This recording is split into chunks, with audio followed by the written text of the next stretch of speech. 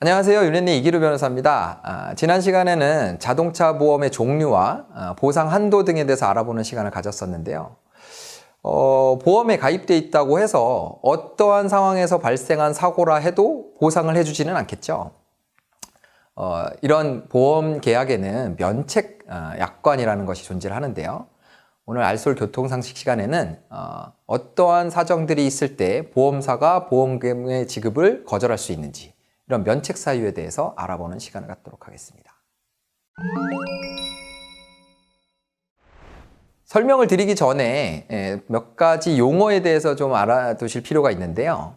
일단 보험 관계에 있어서 보험 계약을 체결하고 보험금을 지급하는 그런 보험회사 같은 이런 입장에 있는 사람들을 법률상 용어로 보험자라고 부릅니다.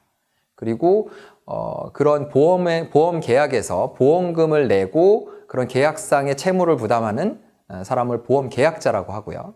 그리고 그 보험 사고의 내용에 어떤 그 보상을 해주는 주체, 어떤 사람이 사고를 내면 그 해당하는 보험 사고에 대한 보험금을 지급하겠다라는 그런 대상자, 이런 대상자를 피보험자라고 하고요. 그리고 이런 보험 사고의 보상금을 지급받는 보험의 수익자라고 하죠. 그런 부분을 그런 사람을 법률상으로 보험 수익자라고 합니다.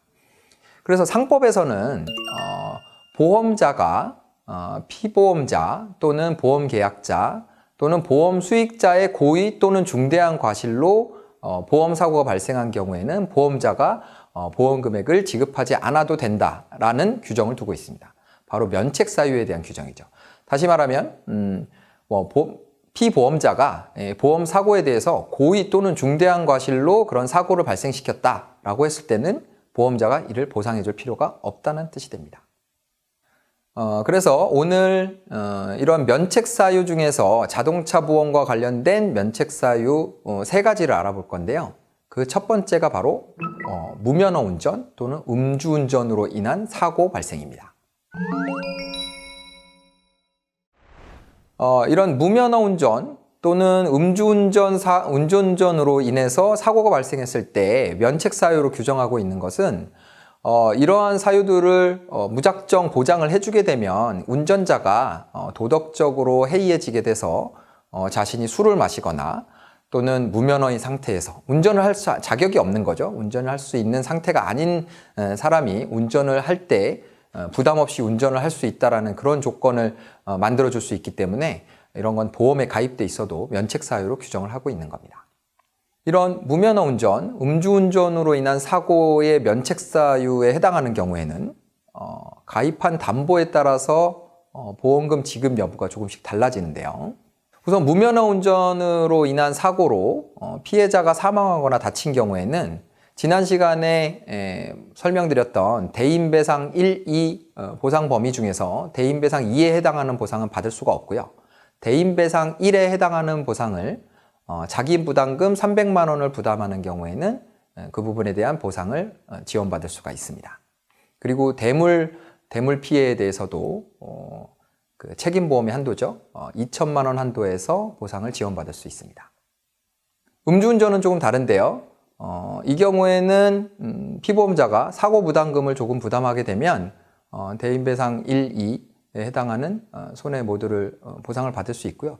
사실 이 부분은 음주운전한 가해자를 위한 것이라기보다는 음주운전 피해자가 보상을 제대로 받지 못하는 일을 막기 위해서 가해자 쪽에 소정의 사고 부담금을 부과시키고 피해자에게 충분한 보상이 이루어지도록 하기 위해서 면책 규정을 조금 완화한 것으로 생각하시면 될 것 같습니다. 다만 유의하셔야 될 부분은요, 음주운전으로 인한 사고에서는 자기 차량에 생긴 파손에 대해서는 보상을 해주지 않는다라는 점을 알고 계셔야 되고요. 그리고 이 경우에 운전자 보험에 가입돼 있다고 해도 음주운전으로 인한 사고인 경우에는 형사 처리 비용이라던가 형사 합의금 이런 부분들에 대해서 보험금이 지급되지 않는다는 점 유념하시기 바랍니다. 두 번째 면책 사유는 천재지변 또는 전쟁으로 인한 사고인데요. 여러분들 장마철이나 태풍이 왔을 때 뉴스 영상에서 자동차들이 물에 잠겨 있는 그런 모습 보신 적 있으시죠? 이런 경우에는 대인배상 투, 대물배상에서 이런 손해에 대해서 보상을 하지 않는 면책 사유로 규정을 하고 있습니다.